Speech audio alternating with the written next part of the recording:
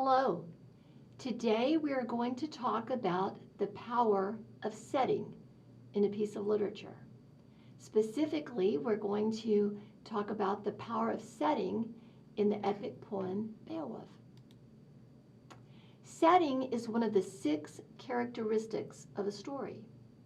As you know, the 6 characteristics that every story must have, the critical attributes that make a story, are having characters, a setting for the characters to be in, a point of view that tells the story of the characters, a plot, the sequence of events that happen to the characters in the story, a conflict of some sort that the characters have to acknowledge, and there has to be a theme, an author's message. Setting is a necessity in every story, because every story's characters must have a place in which to exist. However, setting is not only about place. Setting also involves the time frame in which a story takes place. The setting in a story can remain the same throughout the story, or the setting can change. In the case of epic poems, the setting must be vast. Many years and many continents are involved in the setting of an epic poem. There are also values associated with setting.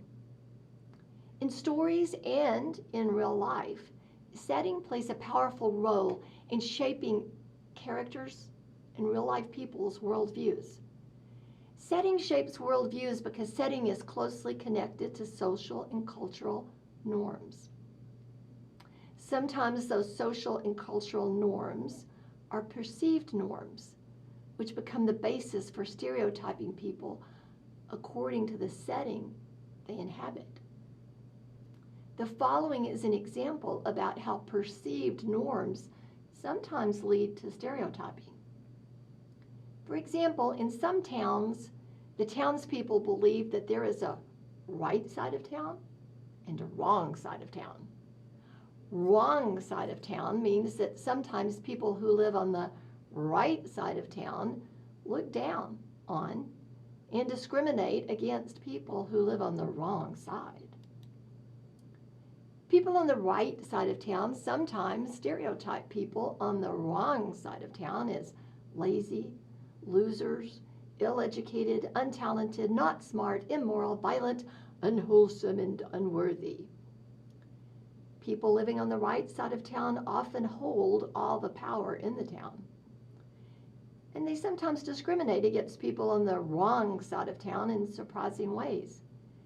There are instances of school boards voting that schools on the right side of town should have central air conditioning, while schools on the wrong side of town are left to open the classroom windows if it's too hot. Schools on the right side of town may receive new equipment and learning opportunities, while schools on the wrong side of town do without the equipment and opportunities. The people in power, sadly, sometimes think it is wasteful to give people on the wrong side new equipment or opportunities because they believe people on the wrong side of town do not appreciate nice things and would likely destroy them.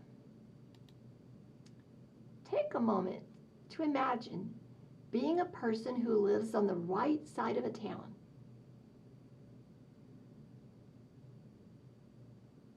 And then imagine being a person who lives on the wrong side of a town. Do you think that every single person who lives on the right side of town looks down on the people living on the wrong side? Do you think that everyone living on the right side understands that people on the wrong side may face discrimination? How do people who live on the wrong side of town feel about people living on the right side of town? Is it possible that people on the wrong side have perceived norms regarding people on the right side?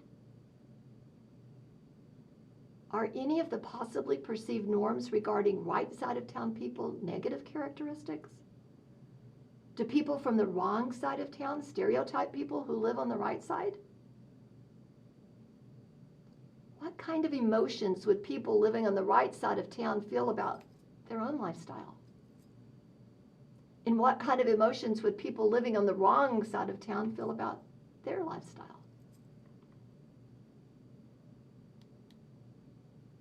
Take a moment and list some emotions that people from each side of town might feel regarding people on the other side of town.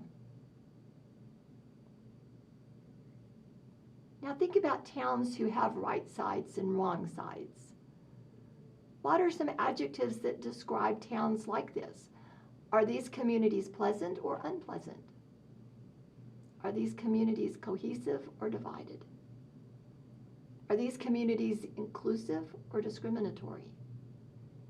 Are these communities peaceful or angry? What problems do you imagine might occur between people on the opposite sides of a town?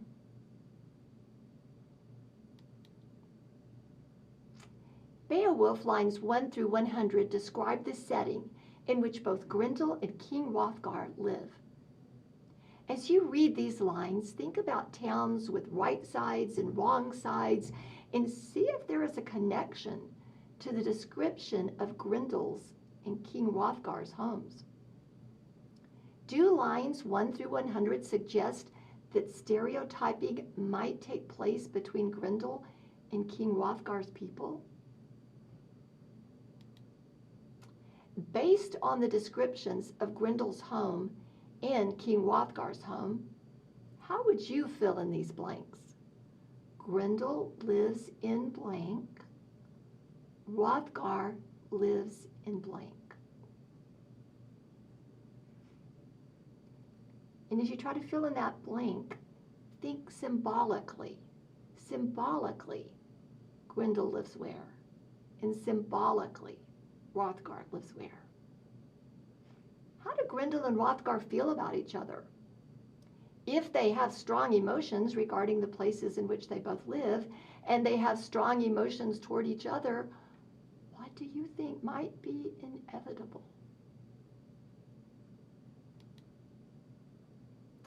What does the setting of Grendel's home and the setting of Hrothgar's home foreshadow?